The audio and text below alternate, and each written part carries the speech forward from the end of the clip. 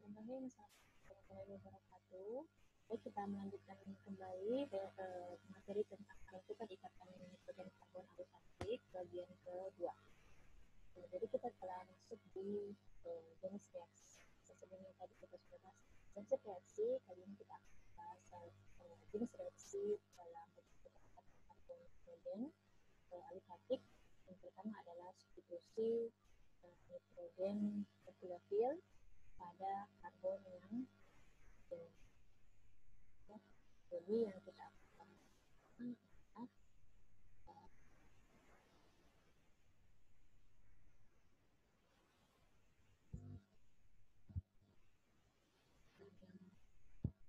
pertama ialah substitusi nitrogen terfilofil pada karbon yang tidak jenuh, reaksi amonia dan amina. Jadi pengolahan suatu alkil halida dengan amonia itu mulanya menghasilkan suatu asam konjugasi dari amina primer. Jadi amina primer yang akan pertama dihasilkan jika amonia kita reaksikan dengan alkil halida. Reaksi ini terdiri dari dua tahap.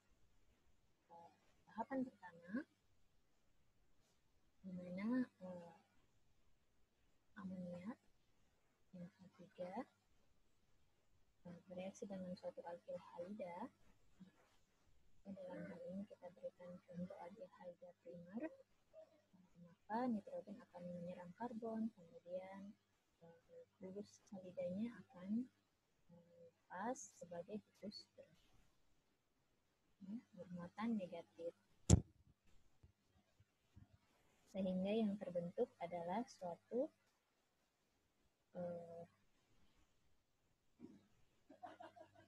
alkil atau suatu amina primer ya. Jadi kalau reaksinya seperti ini karena dia ini muatan positif. Nah, ini karena belum selesai karbon yang masih bermuatan positif. Nah, maka tahapan keduanya ialah spesies yang ini akan kemudian bereaksi lagi dengan amonia menghasilkan amina primer dalam kesetimbangan asam basa. Jadi jika dalam sistem masih ada amonia, maka amonia adalah yang kemudian mengambil proton dari spesies yang terbentuk. Nah, reaksi ini adalah suatu reaksi kesetimbangan,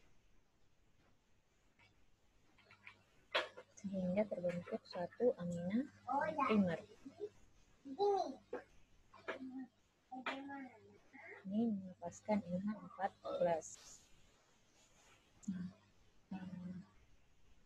Amina primer tersebut juga dapat bereaksi lebih lanjut. Jadi setelah terbentuk tadi amina primer yang ada reaksi di atas,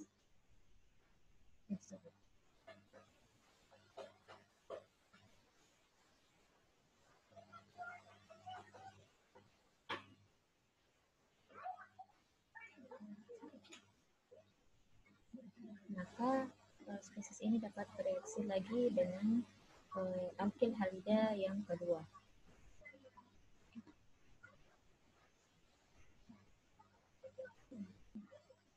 Dan reaksi yang serupa itu dapat terjadi. Ya. Kalau tadi kita buat X di sini, berarti ini juga X minus, sehingga reaksi yang serupa terjadi membentuk ikatan amina CH3. Muatan positif ini dinetralkan dengan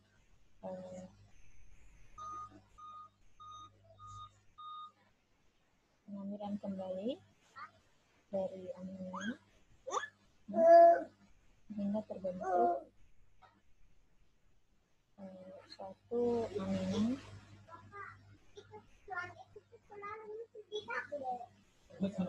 sekunder.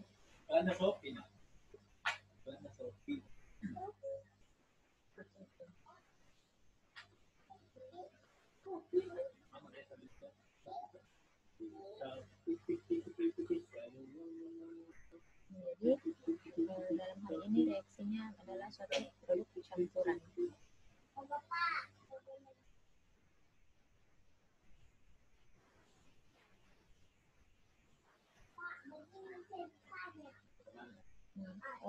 Ada perbedaan reaktivitas antara alkyl halida primer, sekunder, dan tersier, di mana jika reaksi yang dilakukan itu menggunakan alkyl halida primer, maka amina dan amonianya dapat bereaksi secara efisien. Sedangkan jika yang digunakan adalah alkyl halida sekunder, maka ini akan menghasilkan campuran antara reaksi substitusi, ya, penggantian dengan reaksi eliminasi. Sedangkan jika alkyl halida yang digunakan adalah alkyl halida tersier, maka reaksi sepenuhnya akan melalui reaksi eliminasi. Jadi kalau dia reaksi eliminasi, itu berarti amina atau amoniaknya itu bertindak sebagai basa, ya, mengambil hidrogen alfa. Sedangkan jika dia bereaksi dengan alkyl halida primer, maka amonia itu bertindak sebagai nukleofil untuk menyerang karbon yang berikatan langsung dengan halida. Seperti itu. Nah, untuk alkyl tersier dari amina dapat dibuat melalui reaksi Grignard. Jadi karena tadi di sini dijelaskan bahwa alkyl halida yang tersier itu tidak dapat mengalami pembentukan ikatan karbon nitrogen karena akan membentuk reaksi eliminasi, maka dapat dilakukan reaksi menggunakan reaksi Grignard atau reaksi Ritter seperti gambar di bawah untuk menghasilkan suatu alkyl amina tersier. Ya, jadi dalam reaksi ini suatu hidroksil tersier atau alkohol tersier itu diasamkan, ya, diasamkan terlebih dahulu untuk menghasilkan suatu karbokation tersier, kemudian direaksikan dengan cyano, ya, karbon nitrogen tekan angka 3, yang kemudian membentuk ikatan antara nitrogen, ya, nitrogen dengan karbon, ya. Jadi di sini ada ikatan antara nitrogen dan karbon. Nah, reaksi ini dilanjutkan dengan penetralan menggunakan air, ya, melalui pelepasan proton, jadi pengambilan OH, sehingga karbon ini akan mengikat OH dan nitrogen kembali netral. Jadi ini akan memutuskan ikatan pi-nya. Dan kemudian kalau kita perhatikan bentuk ini adalah suatu bentuk yang mirip dengan enol. Ini dapat bertautomeri untuk membentuk analog dari keto, ya. Jadi kata ikatan karbon oksigen atau 2 karbonil yaitu suatu amida. Nah, amida ini jika di hidrolisis dengan menggunakan asam misalnya, maka akan memutuskan ikatan amidanya dengan C, sehingga terbentuk asam karboksilat dengan suatu amina dari alkyl tersier. Seperti itu. Itu alternatif untuk membuat alkyl tersier dari amida. Dari amina, ya, karena tadi alkyl halida tersier itu tidak dapat bereaksi menggunakan amina amonia.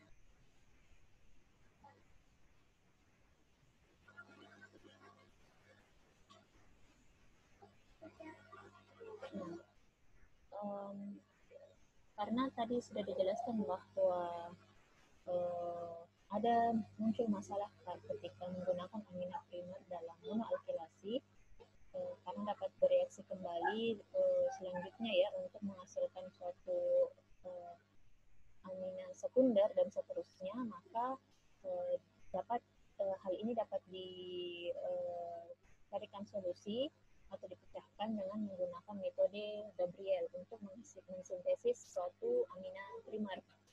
Nah, metode Gabriel ini berdasarkan fakta bahwa ini adalah suatu senyawa phthalamida. Jadi phthalamida itu mempunyai sebuah gugus asam NH yang dapat bereaksi dengan basa untuk menghasilkan anion yang mengandung nitrogen. ya. Jadi ini anion yang mengandung nitrogen. Jadi adanya basa dapat menarik asam dari yang berikatan dengan nitrogen dalam stalamida sehingga menghasilkan anion. Nah, dengan ini kemudian dia bertindak sebagai suatu nukleofil yang jika bereaksi dengan alkil halida maka akan membentuk ikatan karbon dengan nitrogen.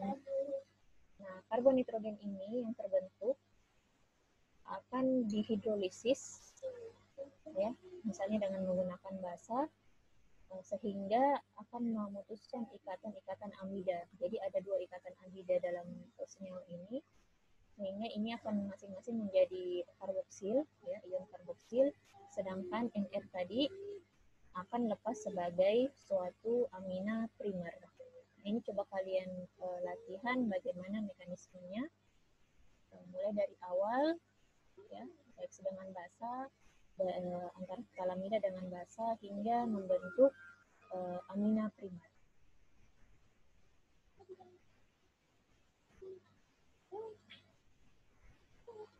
Nah, reaksi dengan gugus Purgi yang lain juga dapat terjadi, namun tergantung dari reaktivitas dari gugus Purgi tersebut. Nah, umumnya kalau alkohol, ya, itu tidak dapat bereaksi atau sulit terjadi reaksi langsung dengan amina. Kenapa? Karena alkohol sendiri, gugus hidroksil itu bukan gugus pergi yang baik. Nah, reaksi dapat terjadi antara alkohol dengan amina jika ditambahkan suatu katalis asam Lewis. Ya. Jadi dalam kondisi yang relatif keras, dengan adanya asam Lewis ini, maka akan membantu perginya ion hidroksida melalui koordinasi dengan oksigen. Ya. Jadi kalau kita tuliskan mekanismenya, reaksi yang pertama terjadi adalah karbon dari jadi oksigen gugus hidroksil dari alkohol bereaksi dengan suatu asam Lewis yang bersifat keras untuk membentuk ikatan koordinasi, ya.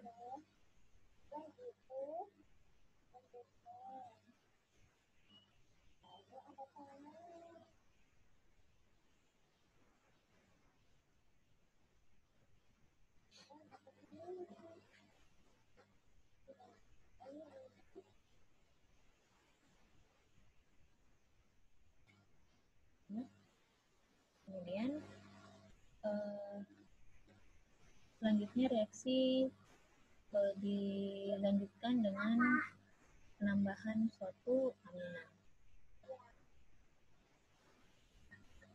atau amonia. Nah, jadi kalau sudah membentuk ikatan dengan koordinasi dengan asam Lewis, maka oksigen dalam hidroksidanya atau hidroksin itu mudah lepas, sehingga terbentuk ikatan dengan nitrogen. Yang ini akan lepas, nah, jadi ini tadi bermuatan positif, kemudian Al2O3-nya itu masih membentuk ikatan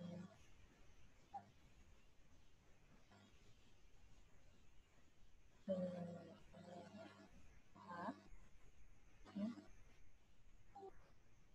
Nah, ini nanti oksigen akan mengambil hidrogen untuk menetralkan nitrogen yang terbentuk, sehingga terbentuk amina primer dan melepaskan air serta terbentuk kembali katalisnya, katalis asam Lewis.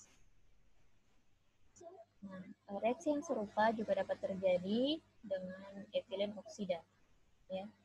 Jadi pada dasarnya ether itu sama dengan alkohol, dia sulit bereaksi dengan nitrogen nukleofil. Tapi kalau ethernya berbentuk siklik, dalam hal ini contohnya etilen oksida, itu dapat bereaksi dengan mudah menggunakan amina primer atau amonia. Nah, etilen oksida bereaksi dengan amina misalnya amina primer atau amina sekunder, itu menghasilkan amina tersier beta hidroksi ya. Jadi dalam hal ini reaksinya sederhana saja. Jadi saya tuliskan kembali di sini. Jadi kalau misalnya kita memiliki amina sekunder ya, maka adanya etilen oksida itu mudah menyerang karbon. Dia menyerang karbon karena dia membentuk siklik sehingga cenderung bersifat reaktif.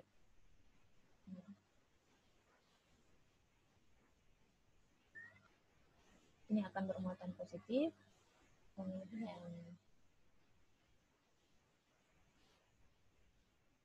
oksigen di sini akan bermuatan negatif. Nah, reaksinya akan dinetralkan dengan pergeseran proton, ya. Sehingga terbentuk suatu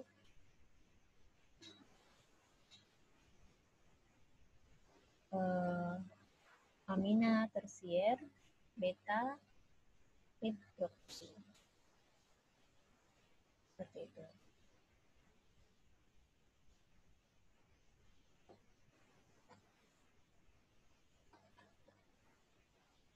Nah, jika reaksi menggunakan amonia dan etilen oksida, maka reaksinya itu dapat berlanjut hingga menghasilkan suatu amina tersier beta hidroksi. Jadi kalau tadi yang di contoh sebelumnya adalah amina sekunder, maka jika reaksinya menggunakan amonia yang dimana nitrogennya mengikat 3 hidrogen, setelah reaksi yang pertama terjadi, karena nitrogen di sini masih memiliki hidrogen, 2 hidrogen, maka reaksi berkelanjutan itu dapat terjadi dengan etilen oksida yang lain. Jadi selama etilen oksida, molekul etilen oksida itu masih ada, maka molekul ini, amina ini dapat bereaksi lagi dengan molekul etilen oksida yang kedua, ya, sehingga terbentuk ikatan karbon nitrogen yang kedua, dan karena masih ada satu lagi, maka dapat lagi bereaksi lebih lanjut dengan etilen oksida yang ketiga, sehingga menghasilkan suatu amina tersier beta hidroksi. Jadi ini adalah amina primer beta hidroksi, kemudian amina sekunder beta hidroksi, dan yang terakhir adalah amina tersier beta hidroksi. Nah, untuk reaksinya itu mekanismenya sama dengan reaksi yang sebelumnya. Silahkan kalian latihan menggunakan reaksi ini untuk menghasilkan produk akhir amina tersier beta hidroksi. Oke, untuk part ini sampai di sini. Kita akan lanjutkan dengan video berikutnya. Terima kasih. Assalamualaikum warahmatullahi wabarakatuh.